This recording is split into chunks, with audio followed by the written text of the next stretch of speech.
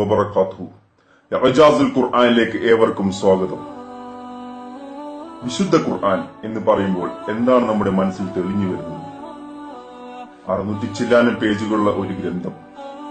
എന്നാൽ 1400 വർഷങ്ങൾക്ക് മുമ്പ് ഖുർആൻ അവതരിച്ച കാലഘട്ടത്തിൽ ജീവിച്ചിരുന്ന സഹാബാക്കൾക്ക് ഖുർആൻ ഒരു ഗ്രന്ഥമായിരുന്നില്ല.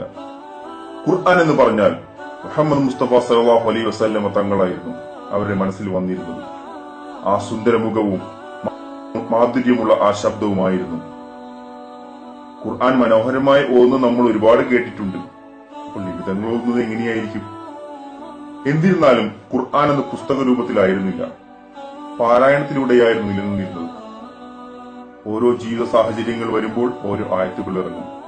മദ്യപാനം ഒഴിവാക്കാൻ ആയത്തുകൾ, പ്രതിസന്ധി ഘട്ടങ്ങളിൽ താങ്ങും തണലുമായ ആയത്തുകൾ. അങ്ങനെ 23 വർഷക്കാലം കൊണ്ടാണ് ഖുർആൻ അവതരിച്ചത്. ഇന്നീ കാണുന്ന പുസ്തക രൂപത്തിലാക്കിയതോ 3-ാം ഖലീഫ ഉസ്മാൻ ഇബ്നു അഫ്ഫാൻ റളിയല്ലാഹു അൻഹു. വെറും വാമൊഴിയായി പിറന്നു വീണ ഈ ഖുർആൻ ഒരിക്കൽ പറഞ്ഞാൽ പിന്നെ തിരുത്താൻ സാധിക്കുമോ? ഒരിക്കലുമില്ല. എഴുത്തായിരുന്നെങ്കിൽ, എഴുതിയായിരുന്നു ഉണ്ടായതെങ്കിൽ നമുക്ക് തിരുത്താം. എന്നാൽ സംസാരമോ? അങ്ങനെ ഉണ്ടായ ഈ ഖുർആൻ ഇന്നിപ്പോൾ ഒരു ഇന്റർനെറ്റ് ഡാറ്റാബേസിലായി. ഇന്നിപ്പോ സോഫ്റ്റ്വെയർ വെച്ച് നമ്മൾ ഖുർആനിലെ വാക്കുകളുടെ എണ്ണം നോക്കുമ്പോൾ കിട്ടുന്ന അത്ഭുതങ്ങളുടെ കുറച്ച് ഉദാഹരണമാണ് ഇൻഷാ അല്ലാഹ് ഈ വീഡിയോയിൽ കാണിക്കുന്നത്. ഖുർആനും പദങ്ങളുടെ ആവർത്തനവും അത്ഭുതവും. ഖുർആനിൽ ഉപയോഗിച്ചിരിക്കുന്ന ഇഹലോകം എന്ന പദം അഥവാ ദുനിയ ഖുർആനിൽ 115 തവണ ഉപയോഗിച്ചിട്ടുണ്ട്. അതേ 115 തവണയാണ് ആഹിറ അഥവാ പരലോകം എന്ന വാക്ക് ഉപയോഗിച്ചിരിക്കുന്നത്. ഇഹലോകം 115 തവണ, പരലോകം 115 തവണ. അന്നത്തെ കാലഘട്ടത്തിൽ ആർക്കെങ്കിലും ഇത് അറിയുമായിരുന്നു? ഒരിക്കലുമില്ല. മറ്റുദാഹരണങ്ങൾ നോക്കാം. മാലാഖമാർ, മലായിക്ക എന്ന വാക്ക് 88 തവണ ഖുർആനിൽ ഉപയോഗിച്ചിട്ടുണ്ട്.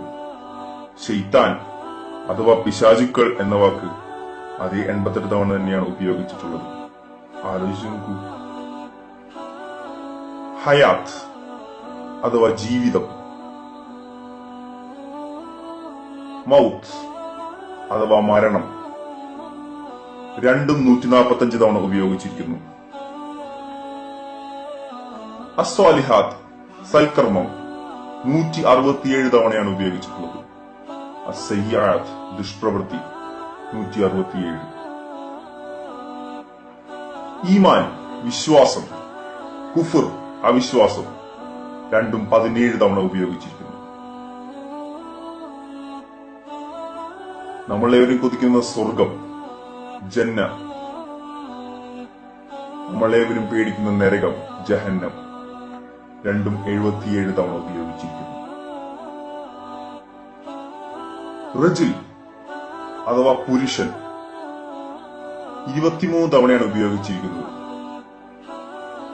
അടുത്ത 23 തവണ ഉപയോഗിച്ചിരിക്കുന്ന പദം ഏതാണെന്ന് ആലോചിച്ച് നോക്കൂ. അതെ, ഇമ്രാത്ത്, സ്ത്രീ തന്നെ. ഈ 23-ന് മറ്റൊരു പ്രത്യേകതയുണ്ട്. മനുഷ്യ ശരീരത്തിലെ ക്രോമസോമുകളുടെ എണ്ണം 23 ജോഡിയാണ്. സുബ്ഹാനല്ലാഹ്. കുൽ, പറയുക 332 തവണ.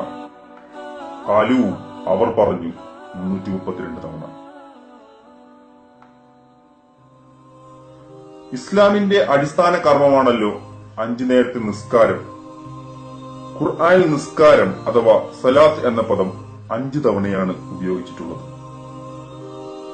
23 കൊല്ലക്കാലം വാമൊഴിയിൽ അവതരിപ്പിച്ച ഖുർആനിൽ മാസം എന്ന അർത്ഥം വരുന്ന ഷഹർ എന്ന പദം 12 തവണയെ ഉപയോഗിച്ചിട്ടുള്ളൂ. ദിവസം എന്ന അർത്ഥം വരുന്ന യൗം 365 തവണ ഉപയോഗിച്ചിരിക്കുന്നു. ഈ പറഞ്ഞത് ചില ഉദാഹരണങ്ങൾ മാത്രമാണ്. ഇനിയും ഒരുപാട് ഉണ്ട്. ഇൻഷാ അല്ലാഹ് തുടർന്നുള്ള വീഡിയോകളിൽ അപ്ലോഡ് ചെയ്യാം. നിങ്ങളും എണ്ണി നോക്കുക. ഇപ്പോൾ ഇന്റർനെറ്റിൽ ഒരുപാട് സോഫ്റ്റ്വെയർ ലഭ്യമാണ്. സെർച്ച് ചെയ്യുമ്പോൾ ശ്രദ്ധിക്കുക. ഉദാഹരണത്തിന് ദിവസം എന്ന അർത്ഥം വരുന്ന യൗം എന്ന പദം സെർച്ച് ചെയ്യുമ്പോൾ അന്നേ സമയം എന്ന അർത്ഥം വരുന്ന യൗമാദിൻ എന്ന പദവും വരാൻ സാധ്യതയുണ്ട്. ചിത്രത്തിൽ കാണുന്നത് പോലെ ഉദാഹരണത്തിന് ഒരു ഡോക്യുമെന്റിൽ മാൻ എന്ന് സെർച്ച് ചെയ്യുമ്പോൾ റോമൻ എന്ന റിസൾട്ട് വരുന്നത് പോലെ. അതിനാൽ സെർച്ച് ചെയ്യുമ്പോൾ ശ്രദ്ധിച്ച് സെർച്ച് ചെയ്യുക. ഏതായാലും ഒന്ന് ആലോചിച്ചു നോക്കൂ, ഇത് ഒരു സാധാരണ മനുഷ്യനെ കൊണ്ട് സാധിക്കുന്ന ഒരു കാര്യമാണോ? ഓർക്കുക, 1400 വർഷങ്ങൾക്ക് മുമ്പ് ഖുർആൻ അവതരിച്ചപ്പോൾ നബി സല്ലല്ലാഹു അലൈഹി വസല്ലമ തങ്ങൾ നിരക്ഷരനായിരുന്നു. എന്നിട്ടും ഈ ഗ്രന്ഥം ഇത്രയും ചിട്ടവട്ടപ്പെടുത്തിയെങ്കിൽ അതിനു പിന്നിൽ അള്ളാഹു എന്ന ഒരു വലിയ ശക്തിയില്ലേ? ചിന്തിക്കുക. കൂടുതൽ വീഡിയോകൾക്കായി കാത്തിരിക്കുക. വീഡിയോ ഇഷ്ടപ്പെട്ടാൽ ലൈക്ക് ചെയ്യുക, സബ്സ്ക്രൈബ് ചെയ്യുക. അസ്സലാമു അലൈക്കും വറഹ്മത്തുള്ളാഹി.